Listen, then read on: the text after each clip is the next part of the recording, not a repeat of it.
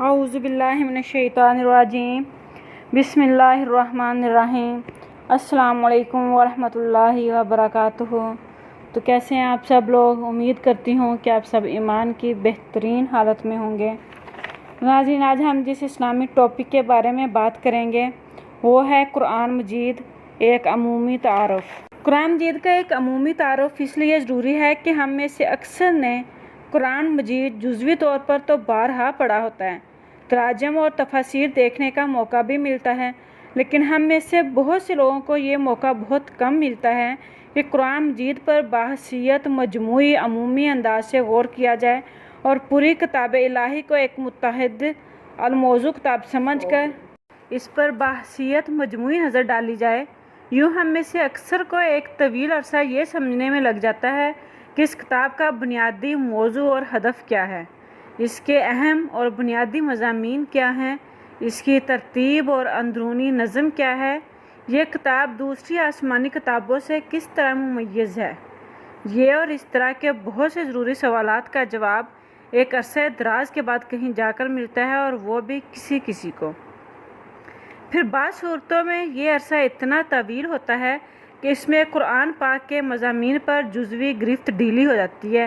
اگر اکثر کسی نے 3-4 سال کے طویل عرصہ میں پورے قرآن پاک کے ترجمہ اور تفسیر کا دقت نظر سے مطالعہ کیا ہے، تو جب تک وہ مطالعہ مکمل ہوتا ہے اس وقت تک ابتدائی مراحل میں مطالعہ میں آنے والی بہت سی چیزیں جو ہیں وہ نظروں سے اوجھل ہو چکی ہوتی ہیں، اور یہ اندازہ کرنا مشکل ہو جاتا ہے کہ قرآن پاک کی ترتیب بحیثیت مجموعی کیا ہے، اس کی صورتوں کی ترتیب کیا ہے، اس کے اندرونی مضامین کی تشکیل اور ساخت کیا ہے، نظم، کلام اور عبادت کی اندرونی ڈھانچہ کیا ہے۔ یہ سب چیزیں نظروں سے اوجھل ہو جاتی ہیں۔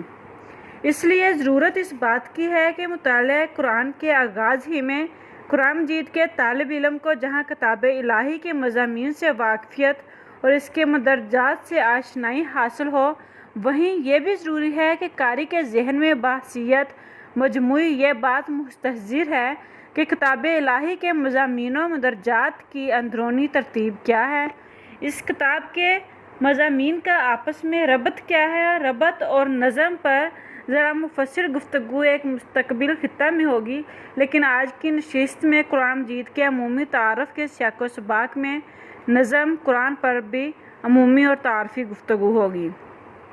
قرآن مجید کی بنیاد وحی الہی ہے اور یہ بات ہم سب جانتے ہیں، لیکن وحی کی تعریف کیا ہے، وحی کی حقیقت کیا ہے، وحی کی نوعیت اور اس کی اقسام کیا ہے، ان پر عموماً درس قرآن کے حلقوں میں گفتگو نہیں ہوتی، اور موضوع سے متعلق بہت سے ضروری اور اہم سوالات لوگوں کے ذہنوں میں باقی رہتے ہیں۔ اس لیے سب سے پہلے میں اسی موضوع پر چند اہم اور ضروری گزارشات پیش کرتی ہوں۔ یہ بات ہر مسلمان جانتا ہے کہ رسول اللہ صلی اللہ علیہ وسلم پر وحی مختلف شکلوں میں اور مختلف انداز میں نازل ہوتی تھی۔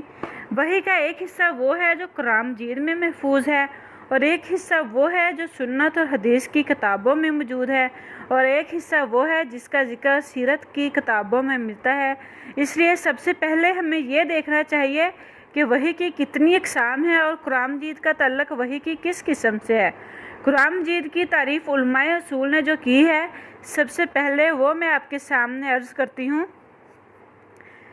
قرآن مجید سے مراد ہے الکلام المنزل، اللہ تعالیٰ کا وہ کلام جو رسول اکرم صلی اللہ علیہ وسلم پر نازل ہوا ہے، جس کی ایک ایک صورت اپنی جگہ ایک معجزہ ہے، وہ جس کی تلاوت کی جائے تو عبادت سمجھی جائے گی، جو نسخوں میں لکھا ہوا ہمارے پاس موجود ہے اور ایک تواتر کے ساتھ صحابہ کرام سے لے کر آج تک مصاحف کی شکل میں نقل ہوتا چلا آ رہا ہے۔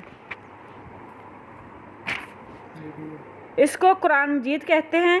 اس تعریف کی تفصیلات پر انشاءاللہ آگے چل کر گفتگو ہوگی۔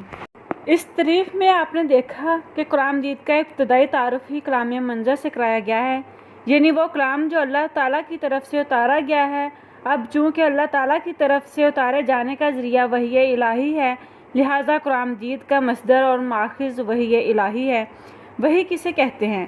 قرآن مجید کا نزول وحی کی کون سی شکل سے ہوا ہے؟ یہ آج کی ابتدائی اور تمہیدی گزارشات کا موضوع ہے۔ वही के लफ्ज़ी मानी कलाम अरब में खफी और सरी इशारा के आते हैं, यानी खामोशी के साथ किसी को जल्दी से इस तरह को इशारा कर देना कि वो इशारा करने वाले का पूरा पैगाम और मतलब समझ ले। इस लतीफ़ अबलाग को अरबी ज़बान में वही कहते हैं। असहाब लुगत के अल्फाज में यानी जल्दी से लतीफ़ अंदाज में कोई ऐसा इशारा कर दिया जाए कि समझने वाला मतलब समझ ले। लुगत में वही का लफ्ज़ जिस मफ़हूम में इस्तेमाल हुआ है, इसकी मिसालें कलाम अरब में कसरत से मिलती हैं।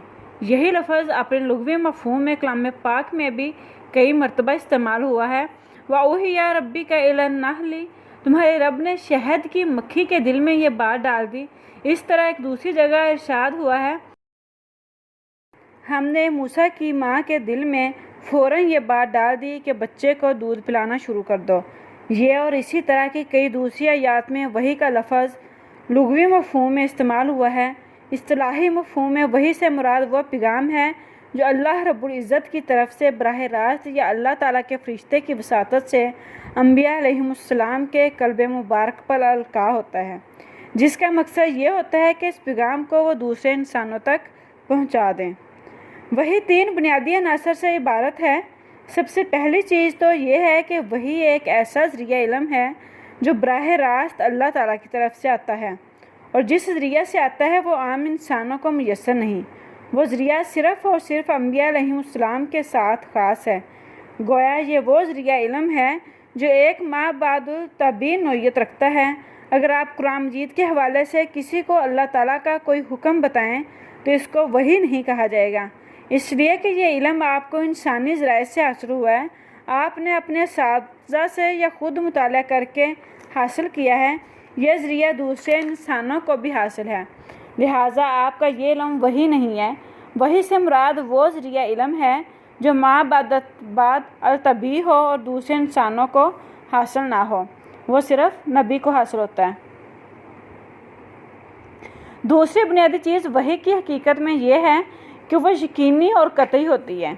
इसका यकीन और इसकी कतईयत दुनिया के हर कतई और यकीनी चीज़ से बढ़कर और हर किस्म के शक और ज़नो तखमीन से मावरा है।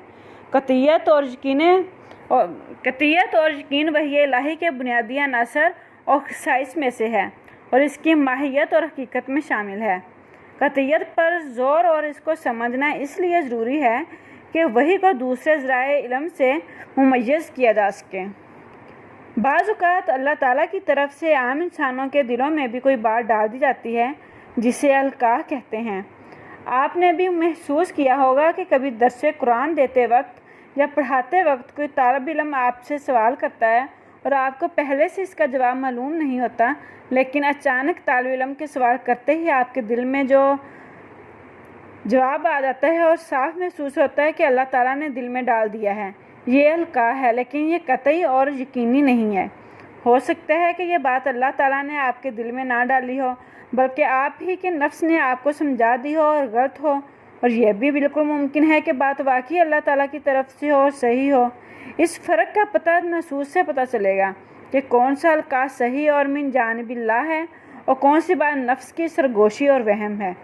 जो चीज़ कुरान पाक और सुन्नत साबिता के मुताबिक है वो अलका है और मिन जानिबिल्लाह है, और अगर कुरान मजीद सुन्नत साबिता और अकल से मुतारिज़ है तो महज वसवसा और वहम है और नाकाबिले कबूल है। इसके बरक्स वही इलाही हमेशा कतई और यकीनी होती है। वही इलाही खुद मीज़ान है जिसमें तोल कर दूसरी चीज़ों के सही या गलत होने का फ़ैसला किया जाएगा। खुद वही इलाही को किसी खारजी मीज़ान की ज़रूरत नहीं। तीसरा बुनियादी अंसर जो वही की हकीकत में शामिल है वो ये है कि वही अपने असूल करने वाले के लिए और दूसरे इंसानों के लिए वाजिब तामील होती है। नुज़ूल वही के बाद किसी इंसान के पास ये इख्तियार बाकी नहीं रहता कि इस पर अमल करे या ना करे। वही के अहकाम और हदायत पर अमल करना लाजमी है। अलका में इख्तियार होता है कि आप चाहें तो इस पर अमल करें और चाहे तो ना करें। ये 3 बुनियादी अनासर हैं जिनसे वही की हकीकत मुकम्मल होती है। वही एक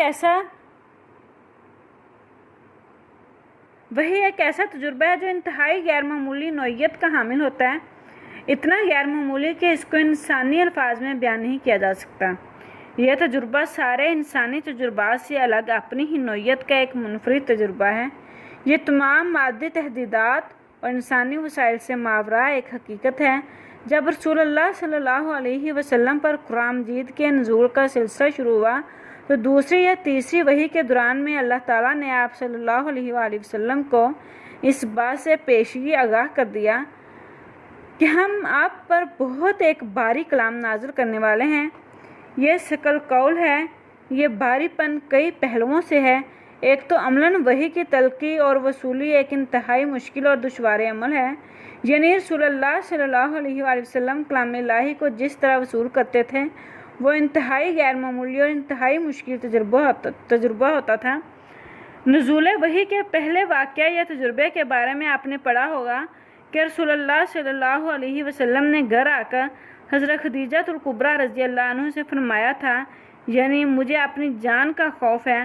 آپ صلی اللہ علیہ وآلہ وسلم نے اس تجربے کو اتنے غیر معمولی طریقے سے محسوس فرمایا اور اس سے وہ غیر معمولی جسمانی بوجھ محسوس ہوا کہ آپ صلی اللہ علیہ وآلہ وسلم نے اس کو جان کے خطرے سے تعبیر فرمایا۔ پھر جب آپ گھر تشریف لائے تو فرمایا زملونی زملونی دسرونی دسرونی۔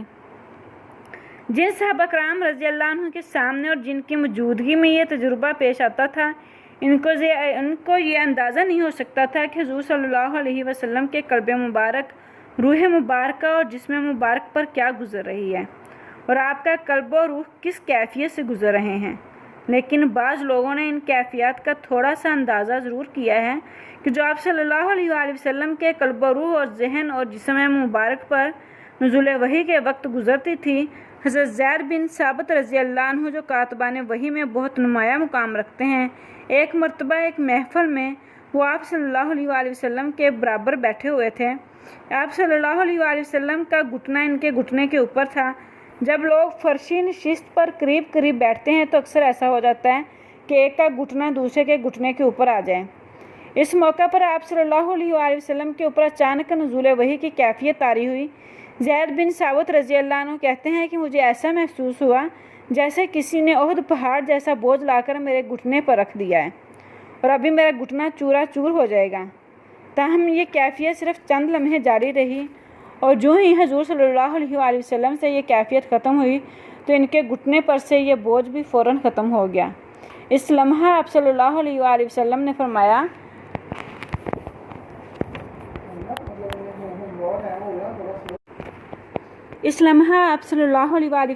فرمایا کہ سورہ نساء کی آیت مبارکہ لا یستوی القاعدون من المؤمنین کے بعد غیر اولی الضرر کا اضافہ کرو۔ یہ صرف ایک لفظ تھا، غیر اولی الضرر، جس کے حصول اور ترقی میں آپ صلی اللہ علیہ وآلہ وسلم پر یہ کیفیت طاری ہوئی۔ ایسا ہی ایک اور مشاہدہ بعض دوسرے صحابہ کرام کا بھی ہے۔ آپ صلی اللہ علیہ وآلہ وسلم عموماً جس اونٹنی پر سفر فرماتے تھے اس کا نام کسوا تھا۔ جیسا کہ سب جانتے ہیں کہ وہ عرب کی طاقتور اونٹنیوں میں سے ایک اونٹنی تھی۔ آپ صلی اللہ علیہ وآلہ وسلم نے اس پر ہجرت کا سفر بھی فرمایا تھا۔ اسی پر آپ صلی اللہ علیہ وآلہ وسلم فتح مکہ کی مہم پر روانہ ہوئے، لیکن ابھی شہر مکہ میں داخل نہیں ہوئے تھے کہ دیکھنے والوں نے دیکھا کہ آپ صلی اللہ علیہ وآلہ وسلم کا قافلہ رک گیا اور آپ صلی اللہ علیہ وآلہ وسلم کی اونٹنی جس پر آپ صلی اللہ علیہ وآلہ وسلم سوار تھے اچانک رک کر کھڑی ہو گئی۔ دیکھنے والوں نے دیکھا کہ اس کی ٹانگیں اس طرح لرز رہی ہیں جیسے اس کے اوپر کوئی بہت بڑا بوجھ لاد دیا گیا ہو۔ وہ اس بوجھ کو برداشت نہیں کر سکی اور فوراً ہی بیٹھ گئی، لیکن بیٹھ کر بھی اسی طرح ہانپتی رہی کہ جیسے ایک بہت بڑے بوجھ تلے دب گئی ہو۔ تھوڑی دیر کے بعد اس کی یہ کیفیت ختم ہوگی اور وہ کھڑی ہوگی اور کھڑے ہو کر چلنے لگی۔ رسول اللہ صلی اللہ علیہ وآلہ وسلم نے کاتبان وحی کو یاد فرمایا جو اس وقت ہمراہی میں تھے اور یہ آیت لکھنے کا حکم دیا، وَقُلْ جَاءَ الْحَقُّ وَزَهَقَ الْبَاطِلُ إِنَّ الْبَاطِلَ كَانَ زَهُوقًا۔ ان دو مثالوں سے اندازہ ہوتا ہے کہ تلقی وحی کا تجربہ جہاں اور کئی اعتبار سے بڑا بھاری تجربہ تھا، وہاں اس میں ایک اہم پہلو جسمانی بھاری پن کا بھی تھا۔ جسمانی بھاری پن سے کہیں بڑھ کر ذمہ داری کے اعتبار سے یہ ایک بہت بھاری کلام تھا۔ احکام کی تبلیغ اور ان پر عمل درآمد کے اعتبار سے یہ ایک بہت بھاری فریضہ تھا۔ جن احکام و ہدایات پر یہ کتاب الہی مشتمل تھی ان کو انسانوں تک پہنچانا اور ان احکام کو بالفعل نافذ کرانا ایک بہت ہی بھاری کام تھا۔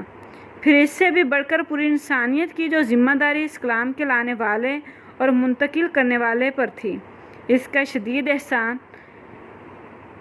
احساس ان تمام چیزوں نے مل کر اس کو ایسا بھاری کلام بنا دیا تھا جس کے لیے اللہ تعالیٰ نے پہلے ہی دن سے رسول اللہ صلی اللہ علیہ وآلہ وسلم کو تیار کر دیا تھا۔ قرآن مجید میں ایک جگہ وحی کے اسالیب کے بارے میں بھی بتایا گیا ہے کہ وحی کس طرح نازل ہوتی تھی۔ ارشاد ربانی ہے، کسی بشر کی یہ حیثیت نہیں ہے کہ اللہ تعالیٰ اس سے براہ راست کلام فرمائے سوائے وحی کے یا پردے کے پیچھے سے یا کسی ایچی کے ذریعے سے۔ قرآن پاک میں یہ 3 طریقے بیان کیے گئے ہیں۔ ان کی مزید تفصیلات کتب تفسیر میں دیکھی جا سکتی ہے۔ انہی 3 طریقوں کو رسول اللہ صلی اللہ علیہ وآلہ وسلم نے ایک حدیث میں بیان فرمایا جو صحیح بخاری کے پہلے باب کی دوسری حدیث ہے۔ باب کا عنوان ہے رسول اللہ صلی اللہ علیہ وآلہ وسلم پر وحی کے نزول کا آغاز کیسے ہوا۔ اس باب میں امام بخاری رضی اللہ عنہ نے 2 حدیث شامل کی ہیں۔ ایک تو مشہور احادیث انما الاعمال بالنیات ہے، دوسری حدیث ایک طویل روایت ہے جو عائشہ صدیقہ رضی اللہ عنہ سے مروی ہے۔ وہ کہتی ہے کہ ایک شخص نے رسول اللہ صلی اللہ علیہ وآلہ وسلم سے دریافت کیا کہ یا رسول اللہ صلی اللہ علیہ وآلہ وسلم، آپ پر وحی کیسے آتی ہے؟ آپ صلی اللہ علیہ وآلہ وسلم نے فرمایا، بعض اوقات تو ایک ایسی آواز براہ راست دل اور دماغ میں اترتی ہے جس میں تسلسل ہوتا ہے، کوئی نشیب و فراز نہیں ہوتا، کوئی انقطاع نہیں ہوتا، اور وہ مجھ پر سب سے زیادہ بھاری ہوتی ہے۔ پھر رسول اللہ صلی اللہ علیہ وسلم کے ارشاد کے بارے میں کہ سب سے سخت تجربہ یہی ہوتا ہے۔ حضرت عائشہ رضی اللہ عنہ فرماتی ہیں کہ شدید سردی میں بھی میں نے آپ کو دیکھا کہ نزول وحی کے وقت آپ کی پیشانی مبارک سے پسینہ اس طرح جاری ہوتا تھا کہ جیسے کسی فصل کھول دی جائے، یعنی جیسے رگ کاٹنے سے خون بہتا ہے اسی طرح پسینہ جاری ہو جاتا تھا۔ اس سے اس بات کی مزید وضاحت ہوتی ہے کہ تلقیہ وحی کا سخت ترین اسلوب یہی ہوتا تھا۔ دوسرا اسلوب یہ ہوتا تھا کہ اللہ تعالیٰ کی طرف سے بلا واسطہ ہم کلامی ہو اور اس کے نتیجے میں آپ صلی اللہ علیہ وآلہ وسلم تک پیغام پہنچ جائیں، یعنی من وراء حجاب، پردے کے پیچھے سے۔ اور تیسرا طریقہ وہ جس کا قرآن پاک میں ذکر فرمایا گیا ہے، یعنی بعض اوقات فرشتہ میرے سامنے انسانی شکل میں آتا ہے، پیغام پہنچاتا ہے اور میں اس کو یاد کر لیتا ہوں۔ ان 3 طریقوں میں سے زیادہ تر نزول وحی پہلے طریقے کے مطابق ہوتا تھا۔ اس کے برعکس وہ وحی جو قرآن پاک میں محفوظ نہیں ہے اور وہ قرآن پاک کا حصہ نہیں ہے، یعنی وحی غیر مطلوع جو حدیث مبارک کا حصہ ہے، وہ عموماً دوسرے یا تیسرے طریقے سے منتقل ہوتی تھی۔ لیکن بعض اوقات قرآن بھی ان 2 طریقوں سے آ سکتا تھا۔ براہ راست مکالمہ الہی کا شرف بھی رسول اللہ صلی اللہ علیہ وآلہ وسلم کو حاصل ہوا۔ یہ سعادت حضرت موسیٰ علیہ السلام کو بھی کئی بار حاصل ہوئی، لیکن جب تورات نازل ہوئی تو وہ ایک ہی مرتبہ یک بارگی نازل ہوئی۔ نزول تورات کی نوعیت ان تینوں طریقوں سے مختلف ہوتی ہے۔ حضرت موسیٰ علیہ السلام کو کوہ سینا پر بلایا گیا اور لکھی ہوئی تختیاں ان کے حوالے کر دی گئیں۔ سوال پیدا ہوتا ہے کہ حضرت موسیٰ علیہ السلام کو وہ تختیاں کسی فرشتے نے حوالے کی یا کسی اور طریقے سے جناب کلیم اللہ کے حوالے کی گئیں؟ اس بارے میں قرآن مجید بھی خاموش ہے اور تورات بھی خاموش ہے، اس لیے ہم نہیں کہہ سکتے کہ نزول تورات کی نوعیت کیا تھی۔ حضرت موسیٰ علیہ السلام نے یک بارگی وہ تختیاں وصول فرمائی اور لے کر آ گئے، اور اللہ تعالیٰ نے جو علم ان تختیوں کے ذریعے سے عطا فرمایا تھا اور وہ نور بصیرت جس سے ان کے سینہ کو منور کیا تھا، وہ انہوں نے لوگوں تک پہنچانا شروع کر دیا۔ رسول اللہ صلی اللہ علیہ وآلہ وسلم کے بارے میں مفسرین اور محدثین نے لکھا ہے کہ آپ صلی اللہ علیہ وآلہ وسلم کے اوپر وحی کا نزول 24,000 مرتبہ ہوا ہے۔ ان 24,000 مرتبہ کی نوعیت اور کیفیات کے بارے میں بھی علماء اسلام نے بہت سی تفصیلات بیان کی ہیں اور بہت سی بحثیں بھی کی ہیں۔ تاہم یہ تفصیلات اکثر و بیشتر علماء کرام کی اپنی بصیرت اور فہم پر مبنی ہیں۔ ان کی صحت اور عدم صحت کے بارے میں کوئی قطعی اور یقینی بات کہنا مشکل ہے کہ ان تمام 24,000 مرتبہ کے تجربات میں صرف قرآن مجید کا نزول شامل ہے یا ہدایت اور رہنمائی کے بقیہ امور بھی ان تجربات میں شامل ہیں۔ بظاہر ایسا معلوم ہوتا ہے کہ اس میں قرآن پاک، احادیث اور ان دونوں کے علاوہ جتنی رہنمائی اللہ تبارک و تعالیٰ کی طرف سے نازل ہوئی وہ سب شامل ہے۔ حدیث قدسی اور حدیث رسول صلی اللہ علیہ وآلہ وسلم دونوں اس میں شامل معلوم ہوتی ہیں، لیکن چونکہ اس کی کوئی صراحت قرآن پاک یا حدیث میں موجود نہیں ہے، اس لیے ان تفصیلات کے بارے میں قطعیت کے ساتھ کچھ نہیں کہا جا سکتا۔ یہ تو وحی کی نوعیت اور قطعیت کی بات تھی۔ جہاں تک وحی کی قسموں کا تعلق ہے تو جیسا کہ میں نے عرض کیا کہ وحی کی دو اقسام ہیں۔ ایک وحی تو وہ ہے جو اپنے معنی، الفاظ اور کلام کے ساتھ نازل ہوئی ہے، یہ براہ راست اللہ تعالیٰ کا کلام ہے اور معجزہ ہے۔ اس کو بطور معجزہ کے رسول اللہ صلی اللہ علیہ وسلم نے دنیا کے سامنے پیش کیا ہے، اور جس کے معجزہ ہونے کا قرآن پاک میں بھی بار بار ذکر ہے۔ دوسری وحی وہ ہے جو الہی الفاظ میں نازل نہیں ہوئی، بلکہ اس کے معنی اور مفہوم کو رسول اللہ صلی اللہ علیہ وسلم کے قلب مبارک پر نازل کیا گیا، پھر اس کو آپ صلی اللہ علیہ وسلم نے اپنے الفاظ میں بیان فرمایا۔ اس دوسری قسم کی وحی کی پھر دو قسمیں ہیں۔ ایک تو وہ ہے جس میں اللہ تعالیٰ نے صیغہ واحد متکلم میں کلام فرمایا اور رسول اللہ صلی اللہ علیہ وسلم نے ایک راوی کی حیثیت سے اس کو اپنے الفاظ میں گویا روایت بالمعنی کے طریقے سے ادا فرمایا۔ اب دوسری قسم وہ ہے جس میں خود اللہ تعالیٰ نے صیغہ واحد متکلم میں کلام نہیں فرمایا، بلکہ ایک عمومی ہدایت یا رہنمائی عطا فرمائی۔ یہاں رسول اللہ صلی اللہ علیہ وسلم کی حیثیت راوی کی نہیں بلکہ خود متکلم کی ہے۔ یہاں اللہ تعالیٰ کی طرف سے ملنے والی ہدایات، تعلیمات اور رہنمائی کو رسول اللہ صلی اللہ علیہ وسلم نے اپنے الفاظ میں اور اپنی زبان میں بیان فرما دیا۔ پہلی کو حدیث قدسی کہتے ہیں اور دوسری کو حدیث رسول کہا جاتا ہے۔ وحی کی سب سے پہلی قسم کو وحی مطلوع اور وحی جلی بھی کہتے ہیں، اسی وحی ظاہر بھی کہتے ہیں، اور وحی کی دوسری دونوں قسموں کے لیے وحی غیر مطلوع، وحی خفی اور اس جیسی دوسری اصطلاحات استعمال ہوئی ہیں۔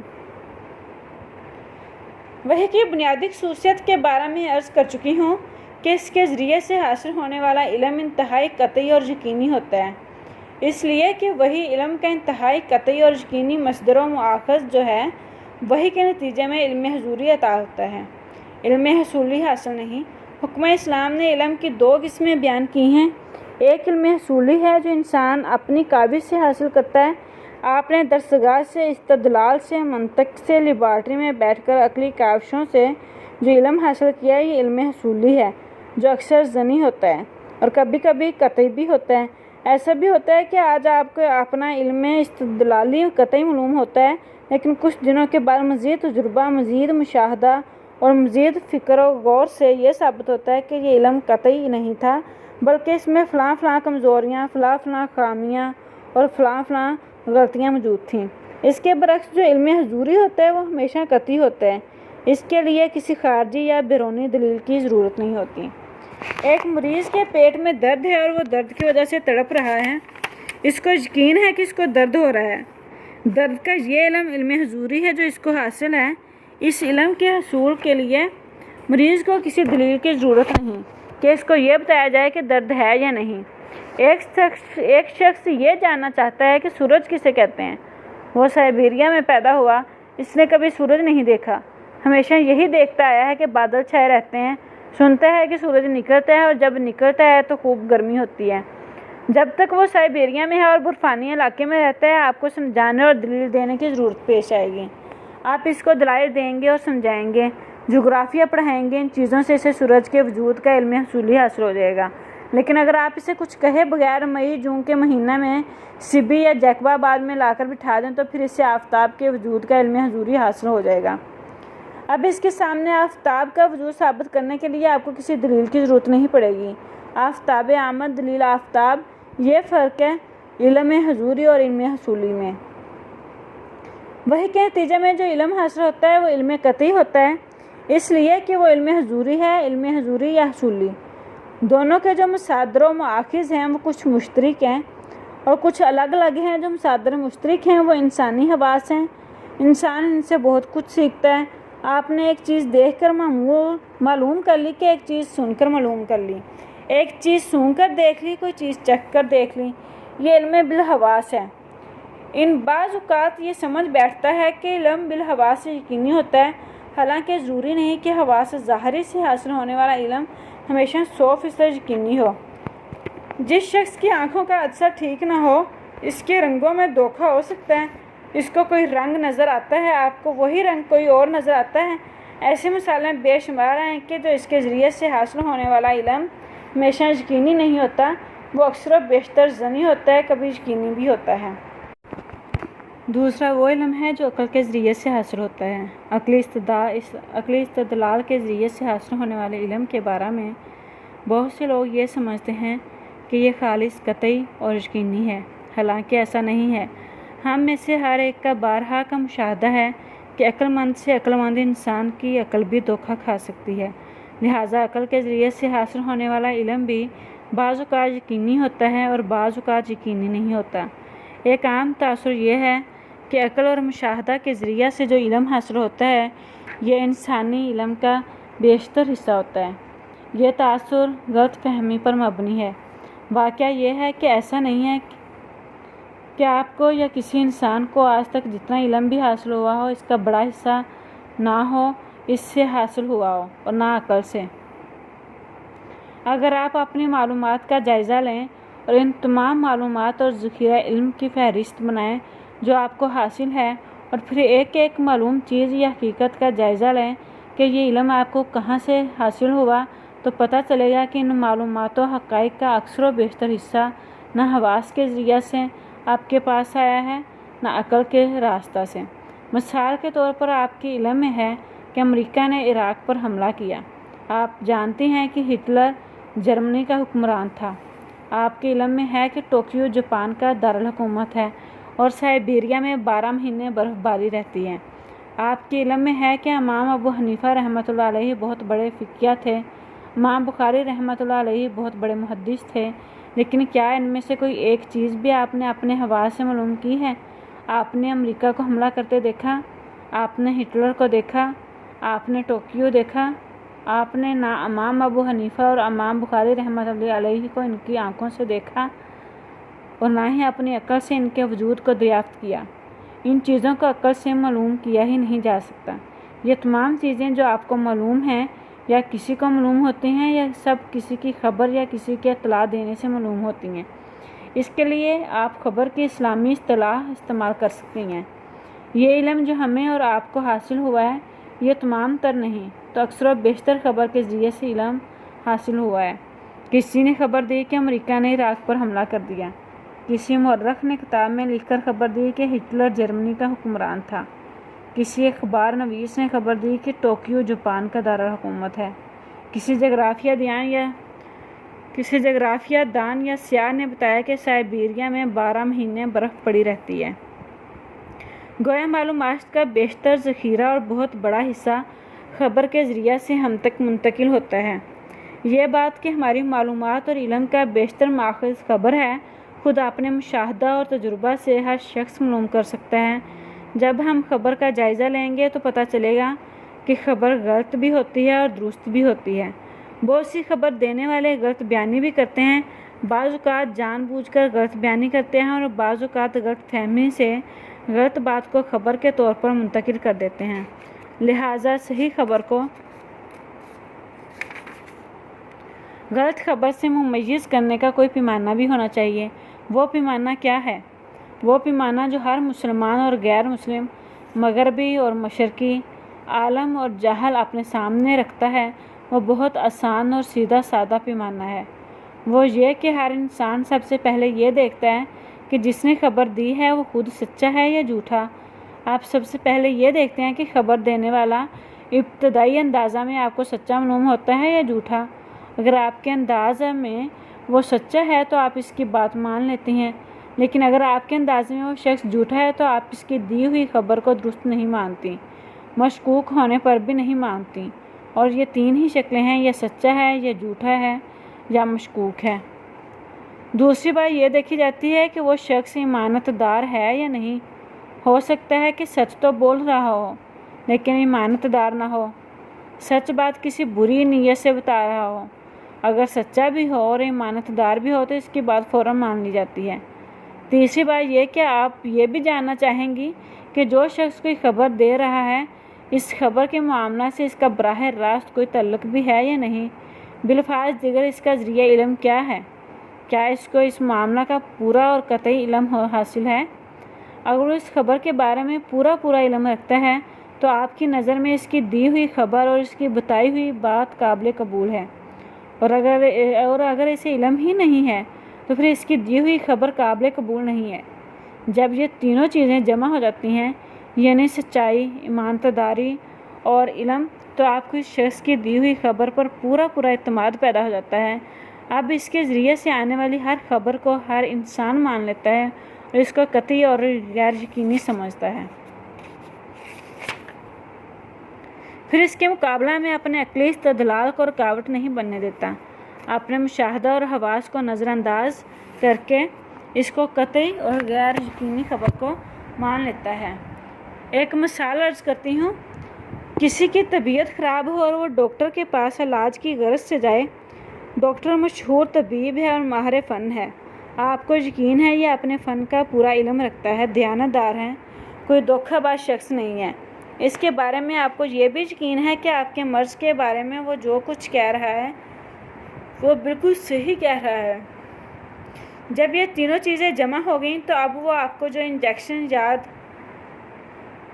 देगा, में से हर एक इसे खुशी खुशी कबूल कर लेगा।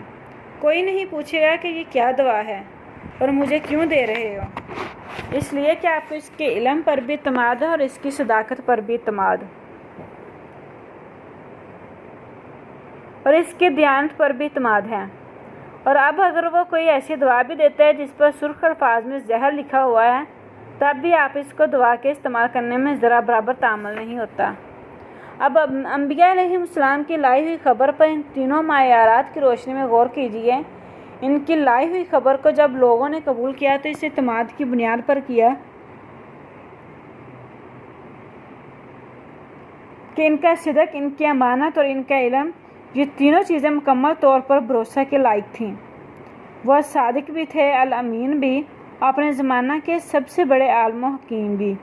ये सब सिफ़ात इनमें से इस कदर भरपूर तरीके से मौजूद थी कि दुश्मन भी इनके मुअतरिफ थे। वो ऐसा इल्म रखते थे कि इसके चश्मे आज तक जारी और सारी हैं और रोज़ बरोज़ इनके समरात व बरक़ात में इजाफ़ा ही हो रहा है। यहाँ एक सवाल फिर भी पैदा होता है कि मसलन हज़रत सिद्दीक़ अकबर रज़ी अल्लाह अन्हु को कैसे यकीन कामिल का ये मुकाम हासिल हुआ कि आप सल्लल्लाहु अलैहि वसल्लम जो बात कह रहे हैं वो सच कह रहे हैं। इस सवाल के जवाब में मैं दोबारा इल्म हुज़ूरी और इल्म हसूल की तरफ आती हूँ। इल्म हसूली जो अक्ली इस्तदलाल की बुनियाद पर होता है वो बहुत कमज़ोर होता है। आपने मौलाना रूम का मशहूर शेर सुना होगा, पाए इस्तदलालियाँ चौबें बूद, पाए इस्तदलालियाँ चौबीं बूद, पाए चौबीं सख्त बेतमकीन बूद। जो लोग अपने इल्म की असास अक्ली इस्तदलाल पर रखते हैं, इसका पाँव लकड़ी का बना हुआ होता है, वो कमज़ोर बिसाखियों पर खड़े होते हैं, इसलिए कि लकड़ी का पाँव सख्त नापायदार होता है, किसी भी जगह सही तौर पर जमता नहीं है। कोई मसनूई पाँव लगाकर दौड़ नहीं लगा सकता। वाक़तन भी ये बात दुरुस्त है कि इस्तदलाल की बुनियाद पर जो इल्म हासिल होता है वो वक्ती तौर पर काम चलाने के लिए होता है। जैसे अगर किसी लंगड़े के मसनूई पाँव लगा दिए जाएँ तो वो वक्ती तौर पर इनसे काम तो चला लेगा, लेकिन इसका मुकाबला किसी पाँव वाले से नहीं किया जा सकता। मिसाल के तौर पर वो क्रिकेट नहीं खेल सकता। इसके बरक्स असर तमकीन और बुनियादी इल्म हुज़ूरी वाले ही को हासिल होती है। एक शख्स महसूस कर रहा है कि इसके सर में दर्द है और दूसरा शख्स इस्तदलाल की बुनियाद पर फैसला करता है कि इसके सर में दर्द नहीं है। यहाँ इल्म यकीनी और कतई इसी का है जो बज़ाते खुद इस तजर्बा से गुज़र रहा है। अंबिया अलैहिस्सलाम की शख्सियत ऐसी होती है कि इनके साथ रहने वालों के क़ल्ब व नज़र में और रगो पै और रूह और जहन में ऐसा कतई इल्म हासिल हो जाता है कि इनको फिर किसी ज़ाहिरी इस्तदलाल की ज़रूरत नहीं रहती। एक छोटी सी मिसाल देकर बात को आगे बढ़ाती हूँ। मैं अर्ज़ कर चुकी हूँ कि अक्ली दलाइल और मंतकी इस्तदलाल की बुनियाद पर जो चीज़ें आज साबित होती हैं वो कल गलत हो जाती हैं। हर ज़हीन आदमी जो मुनाज़रा और लफाजी के फ़न से वाक़फ़ियत रखता हो, वो जिस चीज़ को चाहे दलाइल और ज़बान आवरी के ज़ोर से सही या गलत साबित कर सकता है। सर सैयद अहमद ख़ान के साहबजादे सैयद महमूद के बारे में आपने सुना होगा कि वो अपने ज़माना में हिंदुस्तान के सबसे बड़े कानूनी दिमाग समझे जाते थे। वह अपनी मसरूफ़ियात اور بعض مشاغل کی وجہ سے بہت سی چیزیں بھول جایا کرتے تھے۔ ایک مرتبہ وہ کسی عدالت میں کسی فریق مقدمہ کی طرف سے پیش ہوئے اور بھول چوک کی عادت کی وجہ سے یہ بھول گئے کہ وہ کون سے فریق کے وکیل ہیں۔ انہوں نے فریق مخالف کی طرف سے دلائل دینے شروع کر دیے اور مسلسل دیتے رہے، یہاں تک کہ دلائل کا انبار لگ گیا۔ جس فریق نے انہیں اپنا وکیل مقرر کیا تھا وہ گھبرا گیا، لیکن کچھ کہنے کی جرات نہیں ہو رہی تھی، اس لیے کہ بہت بڑے وکیل تھے۔ جب ان کے موکلین بے حد پریشان ہوئے تو انہوں نے خاموشی سے کسی کے ذریعے سے کہلوایا کہ آپ تو ہمارے وکیل ہیں۔ انہوں نے کہا بہت اچھا، اور پھر عدالت سے مخاطب ہو کر بولے کہ جناب والا، فریق مخالف کے حق میں بس یہاں تک کہا جا سکتا ہے، اس سے زیادہ کچھ نہیں کہا جا سکتا، لیکن یہ سب غلط اور بے بنیاد ہیں۔ اور پھر دوسری طرف سے دلائل دے کر اس سارے سلسلہ گفتگو اور استدلال کی تردید کر دی کہ جو وہ اب تک کہہ رہے تھے، اور دیکھنے والوں نے دیکھا کہ دنیا عش عش کر اٹھی۔ تو دلائل کا تو یہ حال ہوتا ہے کہ آپ اپنے زور و بیان، قوت استدلال اور زبان آوری سے کام لے کر جس چیز کو چاہیں سچا اور صحیح اور جس چیز کو چاہیں جھوٹا اور غلط ثابت کر دیں۔ آپ نے اے بروہی صاحب کا نام تو سنا ہوگا، جو ہمارے ملک کے مشہور قانون دان تھے اور ہمارے بین الاقوامی اسلامی یونیورسٹی کے بانی بھی تھے۔ کسی نے ان سے ایک مرتبہ پوچھا کہ آپ نے اپنی زندگی میں سب سے بڑا وکیل کون دیکھا ہے؟ انہوں نے کہا کہ میں نے اپنی زندگی میں سب سے بڑا وکیل سہروردی صاحب کو دیکھا ہے، جو بہت ماہر وکیل تھے۔ جب وہ بولتے تھے تو ایسا لگتا تھا کہ جس نقطۂ نظر کی وہ تائید کر رہے ہیں، ہر چیز اسی کی تائید کر رہی ہے۔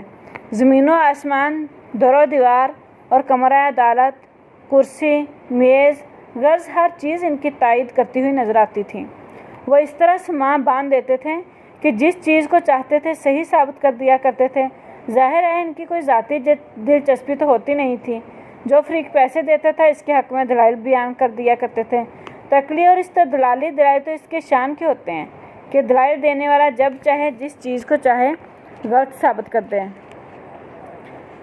انسانی زندگی کے برتر اور نازک حقائق اسی طرح کے لفاظی اور زبان آوری کی بنیاد پر ثابت نہیں ہوتے۔ انسانی زندگی میں بہت سی چیزیں ایسی ہوتی ہیں کہ انسان کے اندر سے اس کا کوئی ضمیر، اس کا دل اور اس کی روح اور اس کا ذہن گواہی دیتا ہے کہ یہ چیز اس طرح ہے، خواہ عدالت میں اس کے حق میں ثابت ہو یا اس کے خلاف ثابت ہو۔ اپنے والدین کو والدین ماننا، والدہ کو والدہ ماننا اور بہن بھائیوں کو بہن بھائی ماننا، آپ کی زندگی کا سارا نظام اس بلا دلیل ماننے پر چلا آ رہا ہے۔ آپ کی والدہ کے والدہ ہونے کی کوئی عدالتی دلیل یا قانونی ثبوت آپ میں سے بیشتر کے پاس نہیں ہے، لیکن آپ کی غیر معمولی جذباتی اور روحانی وابستگی اپنی والدہ کے ساتھ قائم ہے۔ دنیا کا کوئی کام استدلال اس وابستگی کو کمزور نہیں کر سکتا۔ اگر کوئی عدالت میں جا کر آپ سے دلیل مانگے کہ ثابت کریں کہ یہی خاتون آپ کی والدہ ہیں، تو شاید آپ کے لیے یہ ثابت کرنا خاصا دشوار ہو، لیکن اگر آپ کوئی دلیل دے بھی دیں تو کوئی ماہر وکیل اس دلیل کے پرخچے اڑا سکتا ہے، لیکن کسی کے پرخچے اڑانے سے آپ کے اس یقین اور اس قلبی تعلق پر کوئی فرق نہیں پڑے گا جو آپ کی اپنی والدہ محترمہ اور ان کی وجہ سے ان رشتوں کے ساتھ ہے۔ یہ علم جو آپ کو حاصل ہوا، یہ کیسے حاصل ہوا؟ یہ یقین اور شعور جو قلب و روح کے اندر سے ابل رہا ہے، اور یہ اطمینان قلب جو آپ کو حاصل ہے، یہ کہاں سے حاصل ہوا؟ یہ کسی عقلی استدلال کی بنیاد پر نہیں ہے۔ اس کے لیے کسی وقتی دلیل کی ضرورت نہیں پڑتی، بلکہ یہ اطمینان قلبی تو اس پورے عمر بھر کے تعلق، عمر بھر کی محبت اور عمر بھر کی قربانی اور جذبہ کی بنیاد پر آپ کو حاصل ہوا ہے، جسے دنیا کی کوئی طاقت ہلا نہیں سکتی۔ اس عمر بھر کے تعلق کو کوئی نام نہاد عقلی یا منطقی دلیل ختم نہیں کر سکتی۔ حضرت ابو بکر صدیق رضی اللہ عنہ کے دل میں اس قسم کا یقین پیدا ہوا تھا کہ جس کے بعد کسی مزید دلیل اور ثبوت کی ضرورت نہیں تھی۔ یہی وجہ ہے کہ انبیاء علیہم السلام نے اپنی نبوت کی تائید میں جس چیز کو سب سے زیادہ پیش کیا وہ ان کی اپنی ذاتی زندگی تھی۔ وَلَقَدْ لَبِثْتُ فِيكُمْ عُمْرًا، میں ایک طویل عمر تمہارے درمیان رہا ہوں اور تم میری شخصیت اور میرے کردار سے خوب اچھی طرح واقف ہو۔ یہ مفہوم ہے وحی کے علم قطعی ذریعہ ہونے کا۔ قرآن مجید اس علم قطعی اور علم یقینی کے ذریعے سے ہم تک پہنچا ہے۔ وحی الہی ایک مابعد طبعی ذریعہ ہے، انسان کو جتنے بھی طبی وسائل دستیاب ہیں، جتنے حواس ہیں، اور انسانوں کی چیزوں کے جاننے کے لیے جو ذرائع اور اسباب حاصل ہیں، وہی الہی ان سب سے ماورا ہے۔ وحی الہی کو انسانی وسائل سے ماورا ہی ہونا چاہیے۔ اس کی وجہ یہ ہے کہ جب کوئی انسان کسی دوسرے انسان کی رہنمائی اور قیادت کے منصب پر فائز ہوتا ہے تو وہ اپنے ذاتی احساسات سے کبھی بھی آزاد نہیں ہو سکتا۔ کوئی بڑے سے بڑا انسان انبیاء کرام کے علاوہ اپنے ذاتی احساسات سے عاری نہیں ہوتا۔ صرف انبیاء علیہم السلام جن کے ذاتی احساسات 100% وحی الہی اور رضا الہی سے ہم آہنگ ہوتے ہیں۔ اللہ تعالیٰ کے علاوہ جب کوئی اور ذات امر اور ناہی بنے گی، یعنی امر و نہی کے اختیارات کو استعمال کرے گی، تو اس کا نتیجہ صرف یہ نکلے گا کہ جو زور آور ہے وہ کمزور پر قاہر ہو جائے گا اور ہر قسم کی زیادتی کرے گا۔ جیسا کہ دنیا میں نظر آتا ہے، یہ ہے وحی کی تفصیل اور وحی کی اقسام قرآن مجید اور اس وحی کے ذریعہ سے رسول اللہ صلی اللہ علیہ وسلم پر نازل ہوا۔ یہ بات قرآن کا ہر طالب علم جانتا ہے کہ دوسری آسمانی کتابوں کے برعکس یہ کتاب یک بارگی نازل نہیں ہوئی، بلکہ 23 سال کے طویل عرصے میں نازل ہوئی ہے۔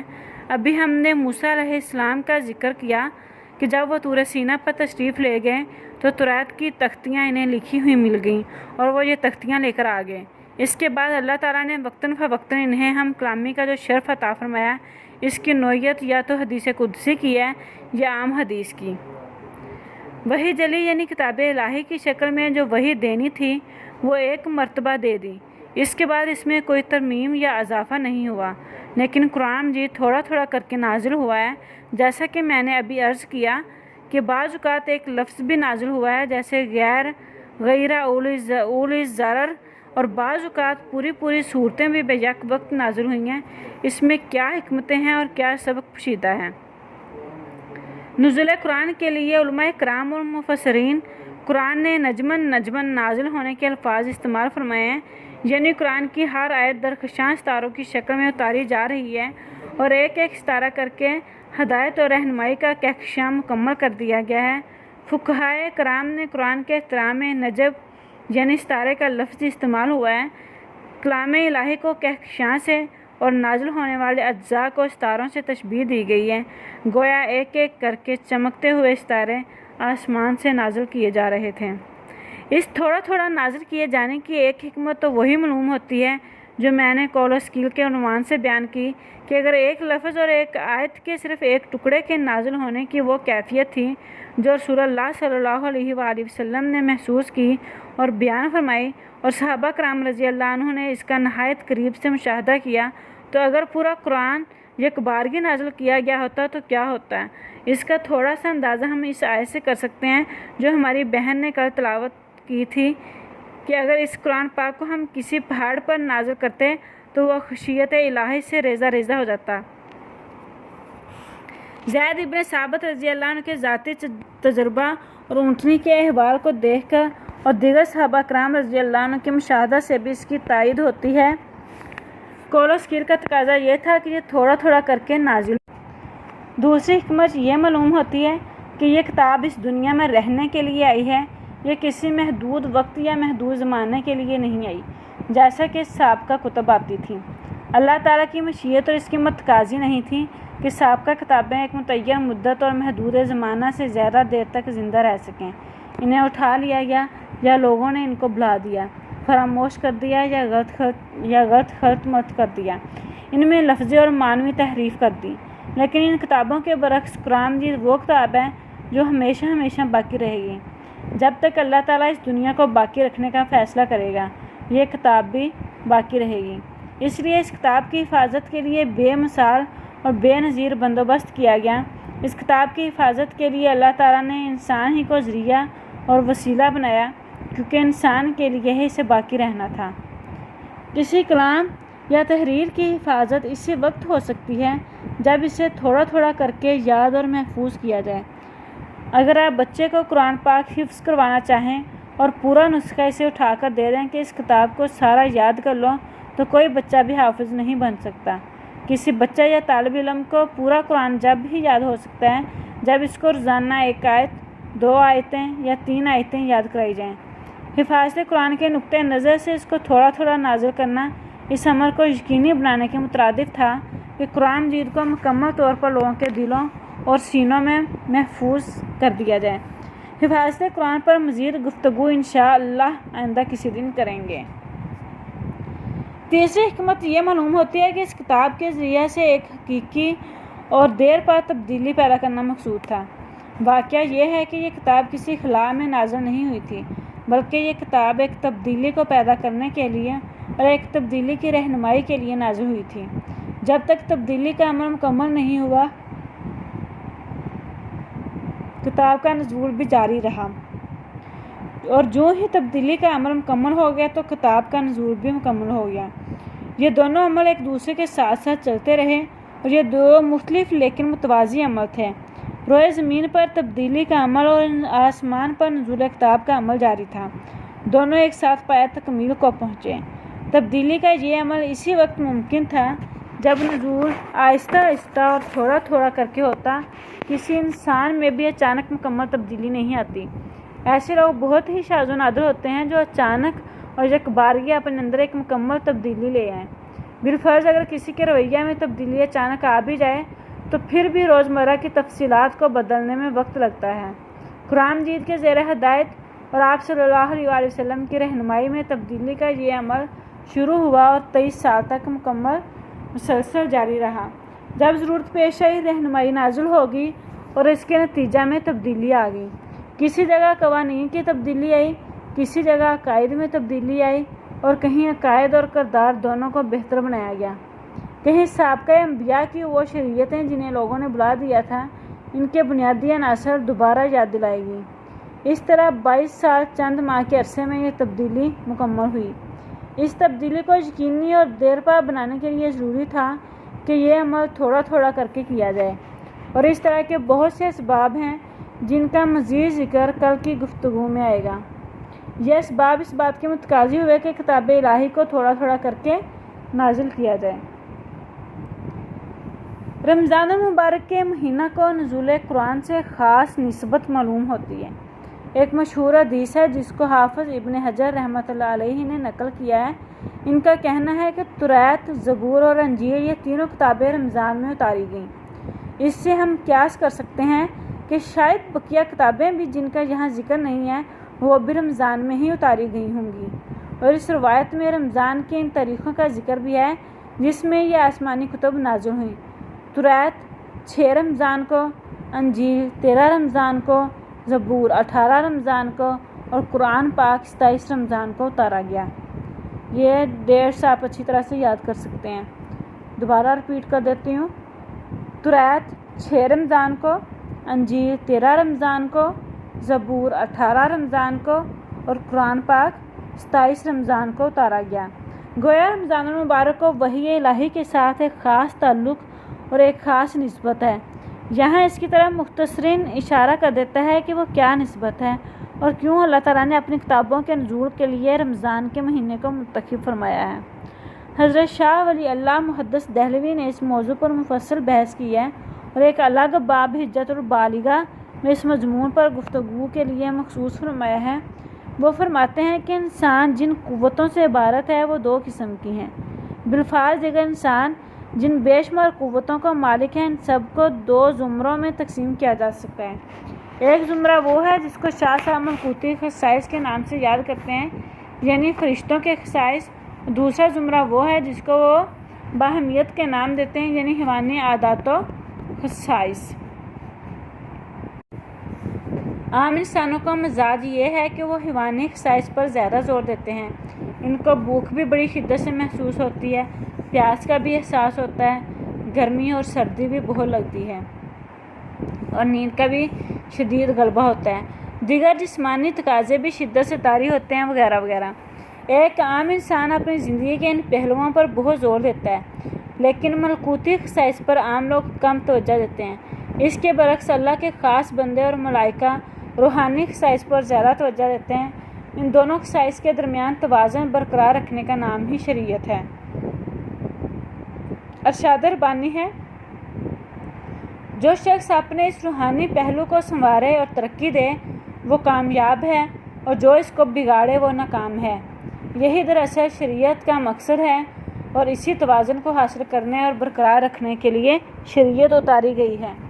اب جب کوئی شخص اپنے ملکوتی صفات کو ترقی دیتا ہے اور اپنے اندر کے فرشتہ صفت رجحانات کو سامنے لاتا ہے اور حیوانی رجحانات کو ان کے تابع کر کے ان کو اعلیٰ روحانی مقاصد کے لیے استعمال کرتا ہے تو اس کا تعلق اللہ تعالیٰ سے روز افزوں ہوتا رہتا ہے اور ایک ایسا روحانی قرب اسے بارگاہ الہی سے، جس کو شاہ صاحب ملائے اعلیٰ کا نام دیتے ہیں، حاصل ہو جاتا ہے، جو بڑھتا جاتا ہے۔ انبیاء علیہ السلام کو خاص طور پر اس کام کے لیے تیار کیا گیا اور منتخب کیا گیا۔ ان مزید روحانی تیاری اور روحانی ارتقاء کے لیے رمضان المبارک کے مہینے کا انتخاب کیا گیا تاکہ وہ ملکوتیت کے بلند ترین مقام سے بھی آگے بڑھ جائیں اور وحی الہی کا نزول ان پر آسان ہو سکے۔ یہ خلاصہ ہے شاہ صاحب کی اس بحث کا جو انہوں نے اس موضوع پر کی ہے کہ رمضان المبارک میں قرآن پاک کا نزول کیوں ہوا۔ ایک دوسرا سوال ہے جس پر مفسرین اور محدثین نے بحث کی ہے، وہ یہ ہے کہ ایک طرف تو قرآن مجید 23 سال کے عرصہ میں نازل ہوا، دوسری طرف خود قرآن پاک میں ذکر ہے کہ یہ رمضان میں نازل ہوا ہے۔ اب ان دونوں بظاہر متعارض حقائق میں تطبیق کیسے ہو؟ محدثین کی بڑی تعداد اور مفسرین کی غالب اکثریت نے اس سوال کے جواب میں لکھا ہے کہ جب اللہ تعالیٰ نے نزول قرآن کا فیصلہ فرمایا تو اس کو پہلے لوح محفوظ سے سمائے دنیا پر نازل فرمایا اور وہاں اس کو ایک خاص مقام پر رکھا، جس کے لیے حدیث میں بیت العزہ کا لفظ آیا ہے۔ عزت کے معنی عربی میں بہت وسیع ہیں، غلبہ، اعزاز، بلندی، رفعت وغیرہ۔ گویا بیت العزہ سے مراد وہ بلند مقام ہے جو ہر غلبہ، اعزاز اور رفعت کا سزاوار ہے۔ وہاں سے اللہ تعالیٰ کے حکم کے مطابق جبرائیل امین اسے لاتے رہے اور رسول اللہ صلی اللہ علیہ وآلہ وسلم تک پہنچاتے رہے۔ ہو سکتا ہے کہ کسی کے ذہن میں یہ سوال پیدا ہو کہ جبرائیل امین براہ راست بھی اس جگہ سے لے سکتے تھے جہاں سے آسمان دنیا پر نازل کیا گیا، لیکن اندازہ ایسا ہوتا ہے کہ شاید اللہ تعالیٰ نے رسول اللہ صلی اللہ علیہ وآلہ وسلم کے علاوہ اپنی کسی اور مخلوق کو اس مقام تک رسائی عطا نہیں فرمائی جہاں سے قرآن پاک نازل کیا گیا۔ ہمارے مفسرین، محدثین اور مفکرین اور صوفیہ سب نے لکھا ہے کہ معراج کے موقع پر ایک مرحلہ ایسا آیا کہ جبرائیل امین نے کہا کہ اب آپ تنہا تشریف لے جائیے، میری پہنچ یہاں ختم ہو گئی ہے۔ ایک مشہور صوفی شاعر نے اپنے محدود و پیرایہ بیان میں جبرائیل کے احساسات کی یوں ترجمانی کی ہے: اگر یکسر موئے برتر پرم فروغیت جلی بسوز داپرم۔ چنانچہ قرآن پاک کا جو پہلا نزول ہے، اس کے لیے قرآن پاک میں لیلۃ القدر شہر مبارک کے اشارے کیے گئے ہیں۔ اس کو ہم ابتدائی یا جمالی نزول کہہ سکتے ہیں، اور بقیہ نزول جس کو تفصیلی نزول کہا جا سکتا ہے، جس کے بارے میں تفصیل سے گفتگو ہوگی، وہ 23 سے کچھ کم سال کے عرصہ میں مکمل ہوا۔ آپ میں سے تقریباً سبھی بہنیں عربی زبان کی طالب علم اور مزاج شناس ہیں۔ آپ نے دیکھا ہوگا کہ عربی زبان میں مختلف اوزان کے صیغوں میں خاص مفہوم پایا جاتا ہے، اور اس وزن پر جتنے الفاظ ہوتے ہیں ان میں سے اسی طرح کا مفہوم مشترک ہوتا ہے۔ اس وزن کے الفاظ کے معنی میں بڑی مشابہت پائی جاتی ہے۔ تنزیل جو تفعیل کے وزن پر ہے، اس میں دوام کا مفہوم پایا جاتا ہے۔ تکریم، تحریم اور تکبیر، یہ سارے الفاظ ایک ہی اسکیل اور وزن پر ہیں۔ ان سب میں تسلسل اور دوام کا مفہوم پایا جاتا ہے، یعنی جس فعل کو تھوڑا تھوڑا کر کے طویل عرصہ تک کیا جائے وہ فعل اس وزن میں آتا ہے۔ اور افعال کے وزن میں جو مفہوم پوشیدہ ہے وہ یہ ہے کہ فعل کو ایک ہی مرتبہ یکبارگی کر دیا جائے۔ اگر کوئی فعل ایک مرتبہ آپ نے کر دیا اور وہ ہو گیا، اس سے قطع نظر کے بعد میں ہوا یا نہیں ہوا، اس کے لیے افعال کا وزن آتا ہے۔ آپ نے دیکھا ہوگا قرآن پاک میں جہاں لیلۃ القدر کا ذکر ہے، وہاں انا انزلنا یعنی انزال کا لفظ ہے افعال کے وزن پر جو ایک ہی وقت میں ہو جاتا ہے، اور جہاں رسول اللہ صلی اللہ علیہ وسلم کے اوپر اتارے جانے کا ذکر ہے وہاں نزلہ کا ذکر ہے جو تنزیل کا فعل ہے، یعنی تھوڑا تھوڑا کر کے نازل کیا گیا۔ یہ کتاب جو قطعی علم، یقینی حقائق، حتمی ہدایات اور ختمی مرتبط شریعت کے ساتھ رسول اللہ صلی اللہ علیہ وسلم کے قلب مبارک پر نازل ہوا۔ اس کا نام عرف عام میں تو قرآن ہے، لیکن اصل نام القرآن ہے۔ القرآن الف لام میم کے ساتھ اس کے لفظی معنی کیا ہیں؟ یہ نام اس کتاب کے لیے کیوں اختیار کیا گیا؟ اس پر بھی مفسرین قرآن نے بہت تفصیل سے کلام کیا ہے۔ کچھ لوگوں کا خیال یہ ہے کہ یہ لفظ قرا یا قرا سے ماخوذ ہے، جس کے معنی پڑھنے کے ہیں، اور قرآن فعلان، غفران اور فرقان کے وزن پر ہے، جو بظاہر تو مصدر ہے، لیکن اس میں اسم اعلیٰ کا مفہوم بھی پایا جاتا ہے جو دوام اور تسلسل پر دلالت کرتا ہے۔ اس لیے قرآن سے مراد وہ چیز ہوگی جو بار بار اور تسلسل سے پڑھی جائے۔ بیشتر اہل علم نے قرآن کو قرا یا قرا یعنی پڑھنے ہی کے مفہوم سے مشتق قرار دیا ہے۔ کچھ اور لوگوں نے قرآن کے لفظ کا کچھ اور اشتقاق اور مفہوم بھی بیان کیا ہے، لیکن دوسرے مفاہیم لغوی اعتبار سے کمزور ہیں اور عربی زبان کے قواعد اور محاورہ ان میں سے اکثر کا ساتھ نہیں دیتے۔ عربی زبان کے قواعد اور صرف کے اصولوں کی بنیاد پر جو مفہوم زیادہ قرین عقل اور قرین فہم ہے، وہ یہی پڑھنے کا مفہوم ہے۔ اس مفہوم کو سامنے رکھ کر اب آپ کہہ سکتے ہیں کہ ایک اعتبار سے جو کتاب بار بار پڑھی جائے وہ قرآن کہلا سکتی ہے۔ ہو سکتا ہے لغوی اعتبار سے قرآن کا لفظ ہر اس کتاب یا تحریر پر صادق آ سکتا ہو جو بار بار پڑھی جائے، لیکن یہاں صرف قرآن نہیں، القرآن کا لفظ استعمال ہوا ہے، یعنی وہ واحد کتاب اور وہ متعین کتاب جو تسلسل اور تکرار کے ساتھ ساتھ بار بار پڑھی جا رہی ہے۔ یہ نام قرآن مجید کے علاوہ کسی اور کتاب پر صادق نہیں آتا۔ دنیا کی ہر کتاب کا نام دنیا کی اور بہت سی کتابوں کو دیا جا سکتا ہے۔ ایسی کوئی کتاب نہیں کہ اس کا نام کسی دوسری کتاب کو نہ دیا جا سکے۔ اگر آپ شاعر ہیں اور آپ کا تخلص غالب ہے تو آپ اپنے دیوان کا نام دیوان غالب رکھ سکتی ہیں، کوئی اعتراض نہیں کرے گا کہ آپ نے یہ نام کیوں رکھا ہے۔ لغوی اور عرفی اور ادبی ہر اعتبار سے اس دیوان غالب کہنا جائز ہوگا۔ اگر آپ معاشیات کے استاد ہیں اور جرمن زبان میں سرمایہ کے موضوع پر کتاب لکھیں تو آپ اپنی کتاب کا نام ڈیس کیپیٹل رکھ سکتی ہیں۔ کوئی نہیں کہے گا کہ اس سے کارل مارکس کا حق متاثر ہوا ہے۔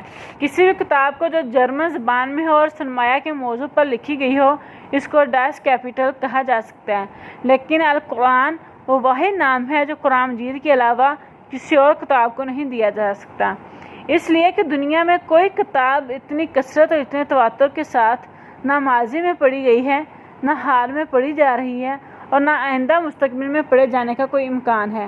ممکن ہے کہ آپ کو لگے کہ یہ ایک بے دلیل دعویٰ ہے، یا کوئی یہ کہے کہ یہ تو ایک ایسا دعویٰ ہے جو ہر شخص کر سکتا ہے اور ہر شخص گمان عقیدت مند اپنی پسندیدہ محبوب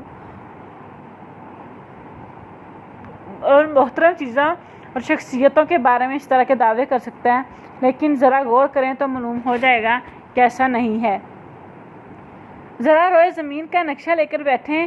یہ بات آپ کو معلوم ہے کہ اللہ تعالیٰ نے زمین گول بنائی ہے، سورج اور اس کے چاروں طرف طلوع ہوتا ہے، دن رات بدلتے ہیں، زمین بھی گھومتی ہے، سورج بھی گھومتا ہے، اس مسلسل حرکت کا نام کائنات ہے۔ آپ کو یہ بھی علم ہے کہ مسلمان روئے زمین کے چپے چپے پر پھیلے ہوئے ہیں۔ روئے زمین کے انتہائی مشرق میں ایک علاقہ ہے جسے فجی کہتے ہیں، یہاں مسلمان تقریباً 1 لاکھ کی تعداد میں بستے ہیں۔ یہ وہی علاقہ ہے جس کے قریب سے انٹرنیشنل ڈیٹ لائن گزرتی ہے، یعنی وہ خط جہاں سے نئی تاریخ پہلی مرتبہ شروع ہوتی ہے۔ آج اپریل کی 8 تاریخ ہے، تو سب سے پہلے 8 اپریل 2003 دنیا کی تاریخ میں فجی میں آئی ہے، اس سے پہلے کہیں نہیں آئی۔ وہاں مسلمان بستے ہیں، نماز بھی پڑھتے ہیں اور قرآن پاک کی تلاوت بھی کرتے ہیں۔ وہاں مدرسے اور دارالعلوم بھی کھلے ہوئے ہیں۔ وہاں ہزاروں مسلمان نماز فجر میں قرآن مجید کی تلاوت کرتے ہیں اور ہزاروں کی تعداد میں نماز فجر کے بعد بھی مصروف تلاوت رہتے ہیں۔ ان کے ہاں جب فجر کا وقت ختم ہو جاتا ہے تو آسٹریلیا میں فجر کا وقت شروع ہو جاتا ہے۔